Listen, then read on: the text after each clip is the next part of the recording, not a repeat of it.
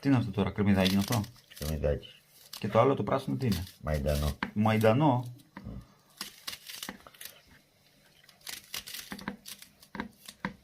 Και τι θα το κάνουμε τώρα αυτό μετά?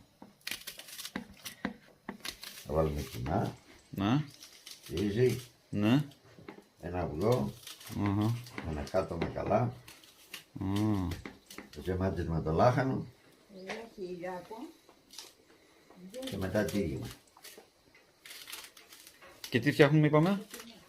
Λάχανο ντορμάδες. Λάχανο ντολμάδες. Και το λάχανο που είναι? Έχω 3 κάτω. 3.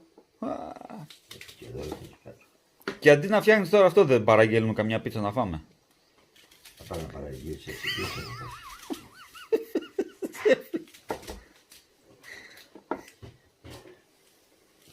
Τώρα ταλαιπωρία, παιδάκι που κάθεσαι τώρα, καθαρίζεις, πλένεις.